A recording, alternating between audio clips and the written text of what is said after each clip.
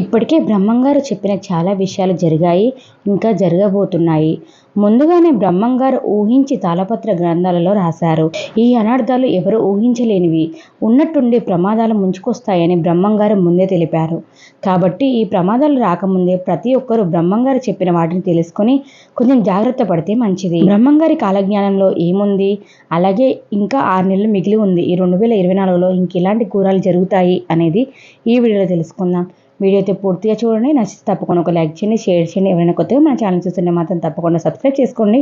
పక్కన bell icon ఉంది కదా, అది క్లిక్ చేస్తే నేను వీడియో అప్లోడ్ చేసిన వెంటనే నోటిఫికేషన్ మీ వరకు ఈజీగా వచ్చేస్తుంది. నా పేరు శ్రావణి, మీరు చూస్తున్నారు అంతా శివోహం ఛానల్.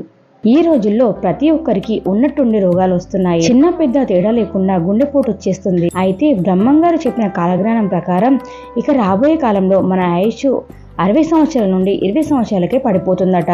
ఇప్పటికీ మనం చూస్తూ ఉన్నాం, చిన్న వయసులోనే చాలా మందికి గుండెపోటు వచ్చి సడన్గా చనిపోతున్నారు. కాబట్టి ఇక నుండైనా ప్రతి ఒక్కరూ మంచి ఆహారాన్ని తీసుకొని మీ ఆరోగ్యాన్ని రక్షించుకోండి. ఇక రాను రాను స్త్రీ పురుషుల్లో కామవాంఛ పెరిగిపోతుంది. దీనివల్ల రాబోయే రోజుల్లో ఆడపిల్లలు 15 సంవత్సరాలకే గర్భవతులు అవుతారు. మనం నీళ్ళని ఎలా కొనుక్కుంటున్నామో అలాగే రాబోయే రోజులలో మనం పీల్చే గాలిని కూడా కొనుక్కోవాల్సిన పరిస్థితి వస్తుంది. ఎందుకంటే రాను రాను మనం పీల్చే గాలి కూడా మొత్తం విషపూరితం అవుతుంది. బెజవాడ కొండలపైన కనకదుర్గమ్మ కొలువై ఉంది. అయితే రాబోయే రోజుల్లో కృష్ణానది భారీగా వరదలు వస్తాయట. ఈ వరద నీరు అమ్మవారి గర్భగుడిలోకి చేరి కనకదుర్గమ్మ ముక్కు పుడక వరకు తాకుతాయట. ఈ 2-3 రోజుల్లో వచ్చే వరదలను చూస్తే రాబోయే కాలం ఇప్పుడే వచ్చిందేమో అన్నట్టుగా ఉంది. ఈ సంఘటన జరిగితే మాత్రం అమ్మవారికి విపరీతమైన కోపం వచ్చి మన దేశంలో ఎన్నో కష్టాలు ఏర్పడతాయట. అలాగే కృష్ణానది మధ్యలో ఇసుక దిబ్బలో నుండి ఒక బంగారపు రథం పుడుతుందని బ్రహ్మంగారు చెప్పారు. ఈ విచిత్రమైన రథాన్ని చూడడానికి చాలా మంది ప్రజలు అక్కడికి వెళ్తారట. కానీ ఇది చూసిన వారికి మాత్రం ఉన్నట్టుండి కళ్ళు కనిపించకుండా పోతాయట. ప్రపంచంలో పాపాత్ముల సంఖ్య ఎక్కువ అవ్వడం వల్ల బెంగళూరులో ఉన్న కామాక్షి అమ్మవారి విగ్రహం నుండి రక్తం కారుతుందని కాలజ్ఞానంలో రాసింది.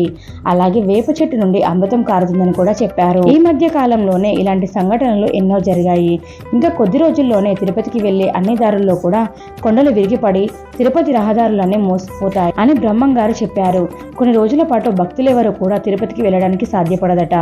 అలాగే తిరుపతిలో ఉన్న శ్రీ వెంకటేశ్వర స్వామి సంపదను గుర్తు తెలియని 6 దొంగలు దోచుకుపోతారు. దీనివల్ల శ్రీవారికి కోపం వచ్చి స్వామివారి కుడి భుజం పగులుతుందట.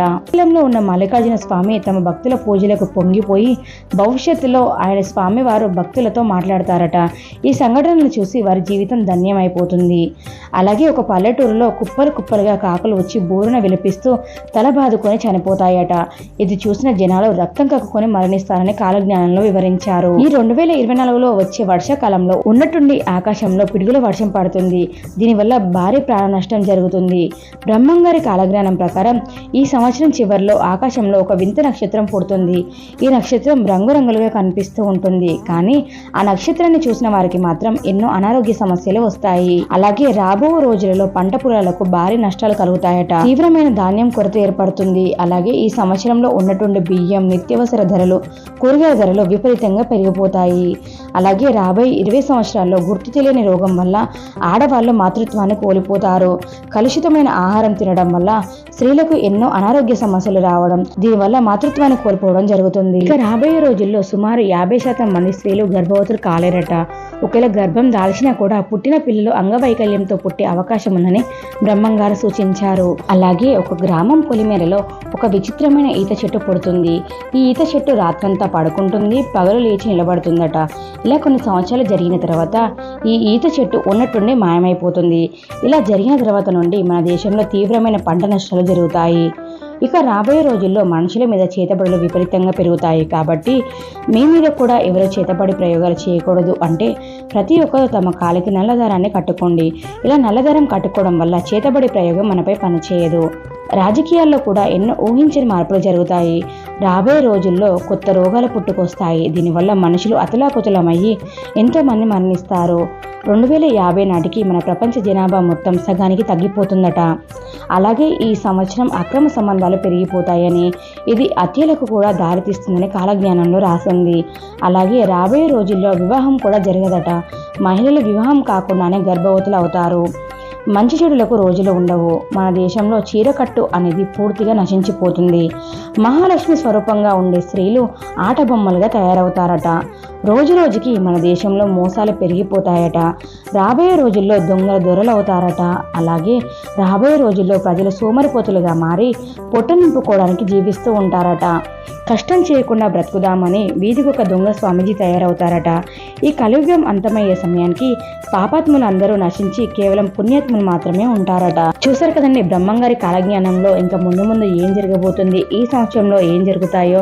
కాబట్టి ఇప్పటికైనా మనమందరము మారి మనుషులుగా ప్రవర్తిస్తూ మన ఆరోగ్యం పట్ల, మన జీవన విధానం పట్ల చాలా మార్పులు తెచ్చుకుంటేనే మన జీవితం ముందు బాగుంటుంది. మన జీవితమైనా మన పిల్లల జీవితమైనా. కాబట్టి ఇప్పటి నుంచెలైనా మన జీవితంపై ఒక అవగాహన తెచ్చుకొని అందరూ మారుతారని ఆశిస్తూ, మీకు ఈ వీడియో నచ్చితే తప్పకుండా లైక్ చేయండి, షేర్ చేయండి. ఎవరైనా కొత్తగా మన ఛానల్ చూస్తుంటే మాత్రం తప్పకుండా సబ్స్క్రైబ్ చేసుకోండి. పక్కన బెల్ ఐకాన్ ఉంది కదా, అది క్లిక్ చేస్తే నేను వీడియో అప్లోడ్ చేసిన వెంటనే నోటిఫికేషన్ మీ వరకు ఈజీగా వచ్చేస్తుంది. Thank you for watching.